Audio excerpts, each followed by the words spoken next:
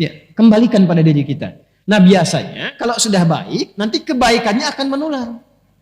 Apalagi kebaikan di keluarga. Kalau ayah baik dapat rezeki, nanti anak dapat bagiannya. Sebaliknya anak disiapkan baik, ayah bisa dapat bagian dari rezeki anaknya. Itu ada dasarnya di Quran surah ke-17 Al-Isra. Tulis aja dulu. Ayat 31 dan Quran surah ke-6 ayat 151. Alhamdulillah.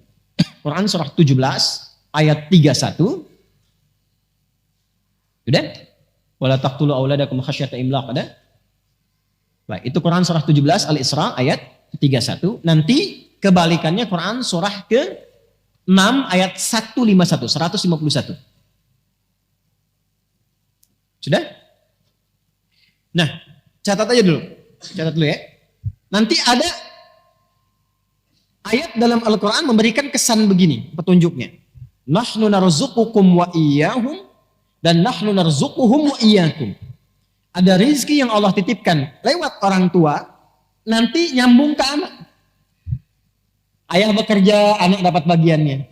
Nanti kalau ayah mendapatkan pekerjaan itu dengan cara yang baik, kebaikannya nular ke anak. Dan nggak sampai di anak, kadang sampai ke cucu, ke cicit. Pernah dengar Al-Imam Asy-Syafi'i, bintang ulama di zamannya, gurunya Imam Ahmad bin Hanbal, muridnya Imam Malik rahimahullahu ta'ala, Imam Asy-Syafi'i, ya, dikenal luas luar biasa. Kitabnya Masya Allah, sampai sekarang mazhabnya menyebar. Ketaatannya sangat luar biasa. Kan nama aslinya bukan Syafi'i, nama aslinya Muhammad bin Idris, bapaknya Idris. Asy-Syafi'i itu kakek ke atasnya. Kakeknya orang soleh, orang taat, alim. Hartanya didapatkan baik, rizkinya bagus. Berdoa minta kemuliaan pada Allah. Yang jadi siapa? Cucunya. Generasi kemudiannya. Jadi orang tua yang bekerja sekarang dengan cara yang baik, rizki yang baik, dan dia berdoa, ya Allah, jadikan di antara anak saya ada anak yang ahli Quran, ahli hadis, anak yang saleh. Wasilah doa itu yang mungkin mengantarkan, boleh jadi di anaknya, boleh jadi cucunya. Yang berdoa mungkin gak hafal Quran, tapi wasilah doa dan harta yang halal itu yang sampai pada anak, itu yang menjadikan anak sukses. Disekolahkan di tempat yang baik, lahir nanti cucu. Cucu ini yang ternyata pecinta Quran. Dan cucu itu menjadi ahli Quran. Boleh jadi bukan karena ikhtiarnya saja. Mungkin 30%, 70%-nya doa kakeknya. Jadi gak ada yang sia-sia dalam amalan. Sebaliknya, keburukan yang dikerjakan oleh orang tua, sepanjang masih ada anak yang diasuh, itu hati-hati. Anak bisa mendapatkan bagian buruknya. Walaupun di akhirat hisabnya masing-masing, di dunia dampaknya sampai. Ya, makanya saya itu sering katakan, tolong para ayah, para ibu, bertutur yang baik. Berperilaku yang baik. Kalau ingin berbuat yang tidak baik, atau terfikir atau digoda oleh orang lain, diajak berbuat yang tidak baik, tolong ingat dulu anak-anaknya. Karena kalau orang tuanya terkena keburukan, anaknya itu yang kadang kena dampaknya. Bapaknya yang korupsi, anaknya yang dibully. Betapa banyak anak-anak sekarang malu, takut untuk sekolah. Karena ketika dia berangkat sudah disebutkan anak koruptor ya, anak koruptor ya. Kamu anak pembunuh ya, kamu anak perampok ya. Makanya berpikir dulu kalau ingin berbuat maksiat. Pikir dulu keluarga. Makanya ibu ingatkan bu kalau ayahnya itu berangkat. WA tuh, jangan cuma pasang status terus. Ingatkan. Pak, ingat ya anak-anak ya Pak ya. Insya Allah kami bisa tahan lapar. Tapi kami nggak bisa tahan panasnya neraka Pak. Ya memang hari ini panas banget Maya, apalagi di neraka. Bisikin. Bisikin. Anak-anak kita tuh di TK udah dilatih tuh. Untuk membisikkan ke orang tuanya. Ya, bisikin kebaikan-kebaikan. Insya Allah kalau terus diingatkan tuh terjaga. Terjaga. Ada dulu orang-orang soleh begitu.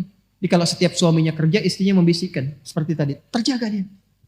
Dan potensi maksiat itu tinggi. Apapun itu bisa terjadi. Karena setannya kan terus menggoda. Jelas? Nah, ulaika lahumul amnu wa hum muhtadun. Kalau kita benar, maka ketenangan diberikan kepada jiwa, dibimbing setelah itu. Kalau sudah benar mendapatkan ini, perhatikan, catat kalimat ini baik-baik ya. Apapun yang Anda mintakan dalam kehidupan, sepanjang Anda sudah beriman benar, itu dikabulkan oleh Allah. Sepanjang ada maslahat di dalamnya. Minta apa saja, minta kedudukan dikasih. Dan tidak nanggung, kadang-kadang tinggi betul. Ya kenapa? Karena Anda punya maslahat di situ. Sudah pandai mengatur. Termasuk harta. Tapi kalau belum sampai ke tingkat itu disesuaikan nanti. La yukallifullahu nafsan illa, jangan sampai jadi beban. Bukan gak diberi, tapi disesuaikan. Ya Allah, saya itu udah tahajud. Saya juga udah baca Quran dan menghafal, tapi kenapa saya minta mobil belum dikasih juga? Motor dulu. Motor aja belum bisa kamu kelola dengan baik. Nanti kalau sudah jadi mobil, datang mobil, sifat bisa berubah. Udah nggak bisa buka pintu mobil. Halo? Ya waktu naik angkot kan sodakoh. Begitu sudah punya mobil agak bagusan dikit nggak bisa buka pintu kan sebelum dibukain. Ya? Ini baru punya motor udah keliling-keliling komplek kan? Ya, Assalamualaikum, ayo Pak ke masjid. Padahal cuma pengen ngasih tahu nih motor saya. Gitu. Ya, hati-hati. Belum dilantik udah nyebar kartu nama. Lihat, taunya beda. Salah tulis gitu ya. Salah lantik. Ini kalau sudah ada iman tuh semua kelihatannya biasa. Harta biasa. Nggak ada bedanya. Antara terlihat banyak dengan sedikit. Nggak ada. Yang ada dalam hati itu bagaimana mengelola titipan ini supaya tidak berat ketika berpulang. Selalu begitu. Dan itu enak. Nggak ada beban pada akhirnya. Nggak ada beban demi Allah saya katakan. Nggak ada beban. Anda tuh melihat 1 juta dengan 1 miliar. Sama aja. Kertas. Sama aja kan? Antum tuh tahu. Sama aja. Nggak ada bedanya. Ya, dan pada akhirnya sudah usang juga. Jadi problemnya cuma begini. Itu 1 juta dengan 1 miliar. Sama-sama habis juga kan? Sama-sama hilang ya. Saya tuh kadang suka begini. Saya suka heran tuh. Kadang-kadang mau senyum sendiri. Takut dikira orang aneh. Tapi ini perkara emang patut disenyumin. Orang berangkat gelap. Kerja, capek begini. Mencari sesuatu yang mau habis. Mencari sesuatu yang habis. Ya, berangkat bahkan kadang ada yang berkelahi, ada yang berselisih, memperebutkan sesuatu yang hilang. Ya, yang kalau dimakan keluar jadi kotoran, disimpan juga hilang juga. Terus hidupnya begitu aja, berangkat gelap, pulang gelap, kerja lagi, berangkat pagi, kerja, siang kerja, malam kerja lagi. Ya? Jadi nggak ada yang dalam hidupnya itu semua kerja bagus memang, tapi ketika dapat sesuatu hilang. Ya. Bahkan ada yang harta banyak tapi nggak punya waktu. Sayang. Banyak miliarder, macam-macam triliuner dan sebagainya. Hartanya banyak. Tapi kelihatan nggak punya waktu. Saya kasihan gitu ngelihatnya. Ya. Hidupnya buat malam sampai tidur itu pun mimpinya tuh mimpi kerja. Ini kebijakan buat besok dulu. Kasihan. Ya. Ada orang harta banyak nggak punya waktu. Ada yang kebalik. Waktunya banyak, nggak punya harta. Itu pengangguran. Ya, pengacara pengangguran banyak bicara gitu kan. Ya, itu.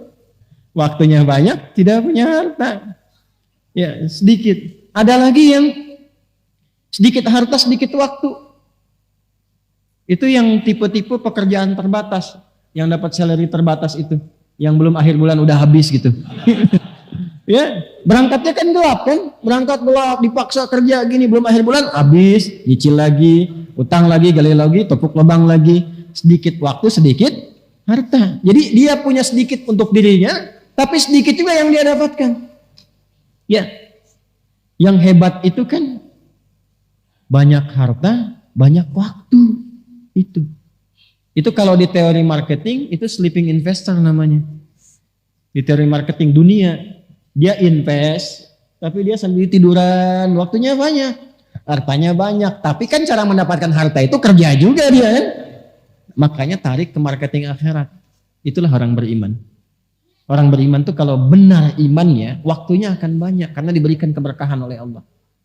Jadi itu jalan ke pekerjaan aja masih bisa hafalan Quran. Masih bisa ngaji, masih bisa dengerin murattal, waktunya banyak. Jadi nggak ada kata nggak punya waktu untuk ngaji, masih banyak waktunya. Zikirnya itu bisa sambil jalan, pulang aja jalan, ya sambil zikir. Di kendaraannya juga masih dengar Quran, diskusinya masih bermanfaat. Itulah yang banyak waktu dan banyak peluang. Kalau bentuknya harta diberikan oleh Allah, bentuknya kedudukan dinaikkan oleh Allah, karena ada manfaat di dalamnya. Jadi kalau ingin cepat mencapai sesuatu dengan mudah, shortcutnya gampang, beriman dengan cara yang benar. Nah, tanda orang beriman itu kalau sudah beriman diberikan ketenangan, dapat bimbingan. Bimbingan pertama yang Allah berikan wahum muhtadun itu bimbingan untuk berbuat baik. Ya, setiap yang berbuat disebut dengan amal. Setiap kebaikan yang didorong oleh iman disebut dengan soleh.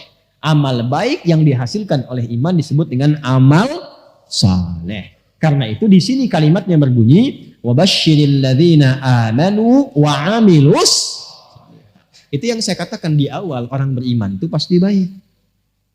Jadi kalau kita sudah jadi orang baik, apalagi diisi dengan ilmu, apa saja gampang didapatkan. Mau jadi apapun. Beriman yang kuat, ilmu, isi. Sekarang mau jadi apa? Imannya dulu. Makanya dulu orang-orang hebat itu dimulai dengan penguatan iman. Dulu bukan sekolahnya dulu Pak, sholatnya dulu. Lalu Quran. Sholat sudah bagus, Qurannya sudah bagus, lalu ditempatkan di bimbingan para ulama. Mereka belajar. Kalau saya sebut ulama, jangan bayangkan yang materi islami saja. Itu orang Islam dulu itu. Hafal Quran, hafal tafsir, tahu banyak hadis. Tapi saat yang bersamaan ahli fisika, ahli matematika, ahli kimia, ahli kedokteran. Itu ada buku kalau nggak salah Bidayatul Mujtahid tuh di situ tuh, yang terjemahan warna biru itu sampulnya, terjemahannya. Bidayatul Mujtahid. Itu karangan siapa? Ibnu Rushd. Siapa Ibnu Rushd itu? Dokter bedah. Dokter bedah hafal Quran dan bisa mengarang fikih, kitab fikih komparasi mazhab. Ya, ini bab ini pendapat ulama ini disajikan. Gak ada tarjihnya, dikomparasikan. Yang nulis siapa? Dokter bedah. Ini dokter bedah dulu tuh dokter spesialisasi pembedahan tapi juga hafal Quran. Itu yang sekarang mesti kita wujudkan. Dan akhirnya apa? Muncul khazanah keilmuan, muncul peradaban. Saya mengharapkan besok ada pilot ahli Quran, arsitek hafal Quran, polisi, tentara, pejabat ahli Quran. Kalau sudah begitu pasti baik. Pasti baik. Ada yang datang ke dokter berobat. Bapak kenapa? Saya kepalanya kok kayak vertigo gitu. Yang dirasakan apa? Kayak bolak-balik, kayak gempa begini. Kapan terjadinya? Itu kalau tetangga saya tuh dia pakai mobil baru, saya vertigo. Dia pakai baju baru, saya pusing. Ya, nah, udah karena dokternya ahli Quran, nggak akan dikasih obat kimiawi, nggak akan dikasih obat herbal. Ini Pak resepnya, Quran surat sekian ayat sekian. Ulang. Oh ini di mana apoteknya? Di masjid. Ada begitu, lebih cepat gitu. Kan sekarang matanya pada sehat, tapi mata hatinya sakit. Dia bisa bedakan tuh sendal bagus, sendal jelek. Tapi pulang dia pakai sendal orang. Jangan terjadi di sini, ya. Karena kita ngaji. Paham? Nah, ini. Jadi kalau sudah begini, wabashshiril ladzina amanu wa amilus shalihat. Itu yang harus kita tanamkan pada jiwa jadi orang baik. Tapi kebaikannya diisi oleh iman. Nanti kalau sudah konsisten, Allah akan tambahkan nikmatnya. Dan gak usah repot-repot. Mau masuk ke kampus bagus, nanti Allah tunjukkan. Mau dapat jabatan promosi, nggak usah pakai rumus-rumus yang maksiat, nyogok ini itu macam. Nanti ditunjukkan sendiri. Tiba-tiba datang orang baik, tiba-tiba datang komandan baik, dikasih referensi, tiba-tiba pimpinan mengarahkan. Bisa terjadi. Allah itu kalau sudah menetapkan seorang hamba baik, ditemukannya dengan yang baik lagi. Baik dengan baik terus dan menebarkan aura kemuliaan. Dan bisa menerima di posisi apa Allah tempatkan. Jadi cara berpikirnya begini. Allah kasih ini berarti yang diinginkan ini. Alhamdulillah ditempatkan di sini berarti harus ada kebaikan di tempat ini. Kalau dia sudah khatam nanti dipindahkan. Begitu cara berpikirnya. Jadi nggak sibuk nyari ini nyari itu, capek sendiri. Ya pulang ke rumah juga yang di rumah nggak dapat kebagian berkahnya. Ya berkah waktu, berkah kasih sayang, berkah perhatian, berkah macam-macam. Jelas? Baik. Nanti kalau sudah seperti itu pulang ke akhiratnya pun mendapatkan penerimaan terbaik. Ya. Dari hasil amal soleh yang dihasilkan lewat imannya. Penerimaan itulah yang menghasilkan jannah. Ya, dan dia berhak mendapatkan itu. Haknya itu yang menggunakan kata anna dan lahum. Yang kemarin saya bahas. Wabashshiril ladzina amanu wa amilus salihati anna lahum jannatin tajri min tahtihal anhar.